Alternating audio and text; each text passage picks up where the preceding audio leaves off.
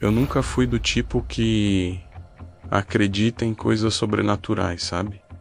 Histórias de fantasmas, vozes do além, pra mim, sempre foi tudo fruto da imaginação. Mas a vida tem um jeito estranho de virar nossas certezas de cabeça para baixo. E a minha virou há exatos 2 meses.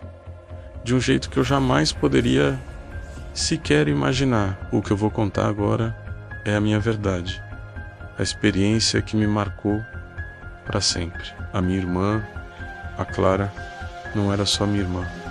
Ela era minha metade. A gente tinha aquela conexão que poucas pessoas têm a sorte de encontrar. Nascemos com 1 ano de diferença, mas parecíamos gêmeas.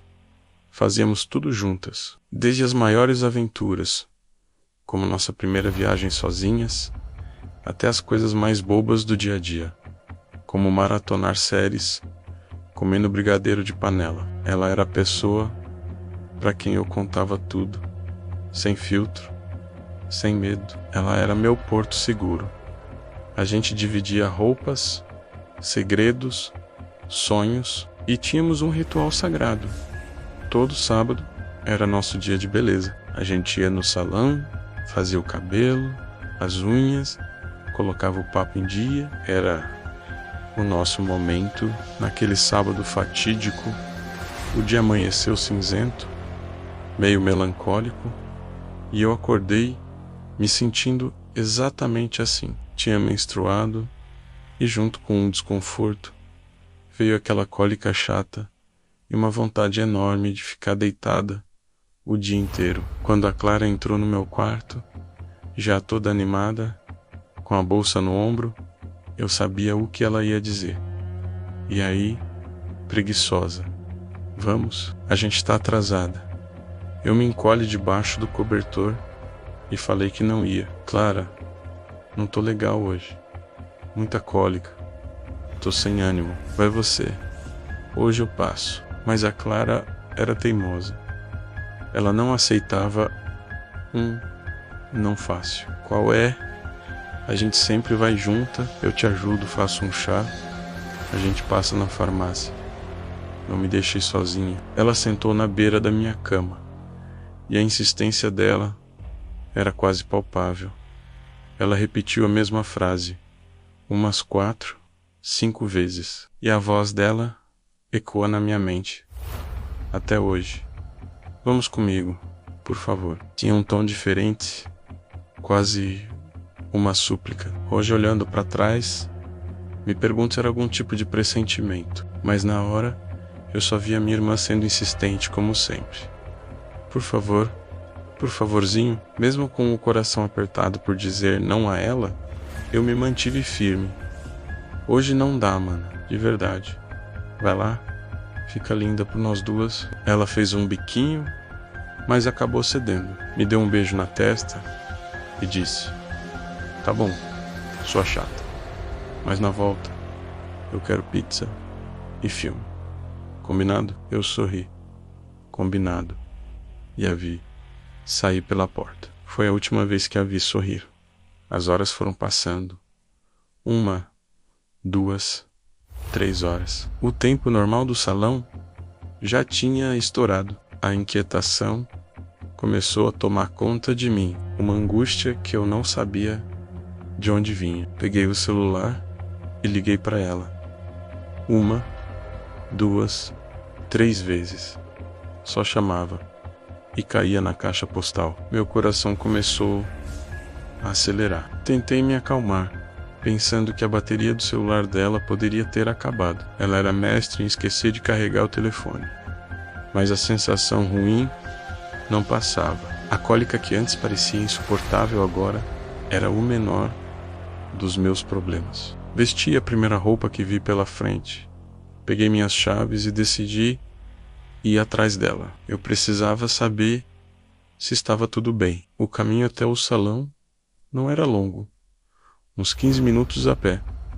Mas naquela tarde, cada passo parecia levar uma eternidade. O céu continuava cinza, pesado, e foi no meio desse caminho que meu celular tocou.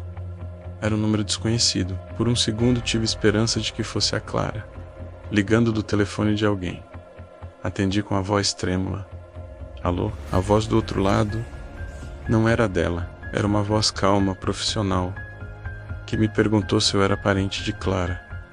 Meu mundo desabou naquele instante. A voz me informou que houve um acidente, que ela tinha sido socorrida e levada para o hospital central. Eu não ouvi mais nada. Só conseguia pensar em chegar lá. Corri como nunca tinha corrido na vida. As lágrimas escorriam pelo meu rosto e eu só pedi a Deus que ela estivesse bem. Quando cheguei na recepção do hospital, ofegante, desesperada, uma enfermeira me levou para uma salinha. Aquele silêncio, o olhar de pena das pessoas. Eu já sabia. O médico veio conversar comigo. Ele foi gentil, mas as palavras dele foram as mais duras que eu já ouvi. Um carro em alta velocidade. Atropelamento. Não resistiu aos ferimentos. Chegou sem vida. Sem vida. Essa palavra ecoava, ricocheteava dentro da minha cabeça. Minha irmã, minha metade, não estava mais ali. O chão sumiu. A culpa me atingiu como um soco no estômago. E se eu tivesse ido com ela? Se eu tivesse insistido pra gente ficar em casa? Aquele "vamos comigo, por favor" dela martelava na minha mente, se transformando em uma acusação. Os dias que se seguiram foram um borrão de dor, burocracia e um vazio que parecia me consumir por dentro. A cada canto da casa, eu via a Clara, o cheiro dela no travesseiro, a xícara de café que ela usou pela manhã, a série que deixamos pela metade. A saudade era uma dor física, que apertava meu peito e me impedia de respirar. E então, chegou o dia do sepultamento, o dia mais cinzento e doloroso da minha vida. O cemitério estava cheio de amigos e familiares, todos compartilhando da mesma tristeza. O ar era pesado, denso. Eu estava perto do caixão, tentando me despedir, tentando entender o que era incompreensível. Eu alisava a madeira fria, como se pudesse sentir o calor dela uma última vez. Era uma dor que rasgava a alma. Eu me sentia anestesiada, flutuando fora do meu próprio corpo. E foi nesse momento, no meio daquele silêncio cortado por soluços, que meu celular tocou dentro da bolsa. O som pareceu um grito no meio da quietude. Eu peguei o aparelho sem nem olhar para a tela. Quem poderia estar me ligando numa hora daquelas? Atende de forma automática, quase mecânica. Alô? Eu disse com a voz embargada. E então, do outro lado da linha, eu ouvi. Não era uma voz parecida, não era uma lembrança. Era a voz dela, a voz da Clara. Clara, nítida, inconfundível. E ela disse as mesmas palavras daquele sábado. A frase que não saía da minha cabeça. Vamos comigo, por favor. Foi um choque elétrico. Um calafrio percorreu minha espinha. O ar me faltou. Não era imaginação. Era real. O tempo parou. O mundo ao meu redor desapareceu. Eu só ouvi a voz dela, o pedido dela, num impulso de pânico e desespero. Eu soltei o celular no chão. Ele caiu na grama com um baque surdo.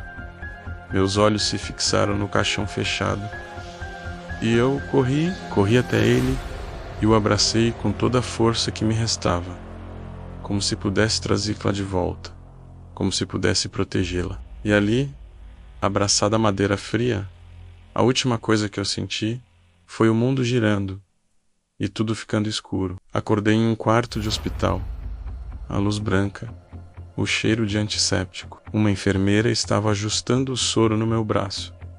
Eu tinha desmaiado. E para tornar tudo ainda mais bizarro e assustador, me disseram que eu estava no hospital central, o mesmo hospital para onde levaram a Clara, o mesmo lugar onde o coração dela parou de bater. Até hoje, eu não sei explicar o que aconteceu. Quando recuperaram meu celular, Não havia registro daquela chamada. Nada. Era como se nunca tivesse acontecido. As pessoas dizem que foi o choque, o luto, que minha mente me pregou uma peça. E talvez tenha sido, mas no fundo do meu coração, eu sei o que ouvi. Eu sei que era minha irmã. Talvez ela estivesse se despedindo. Talvez ela estivesse me chamando para ir com ela para onde quer que ela esteja. Eu nunca vou saber. O que eu sei é que aquela ligação, real ou não, mudou tudo. A culpa ainda dói. A saudade é um buraco que nunca vai fechar. Mas eu não sinto mais aquela acusação no pedido dela. Hoje, quando eu ouço "vamos comigo", por favor, eu sinto como um último "eu te amo". Um último elo da nossa conexão inquebrável. Eu nunca mais vou esquecer disso. Nunca. E de alguma forma eu sei que, onde quer que ela esteja, ela ainda está comigo. Se você já passou por algo parecido, ou acredita que existem coisas que a ciência não explica, deixa seu comentário aqui. E se você estiver passando por um luto difícil, saiba que não está sozinho. Procurar ajuda é um ato de coragem. Obrigado por ouvirem minha história. Se inscrevam no canal para mais relatos. Um abraço e até a próxima.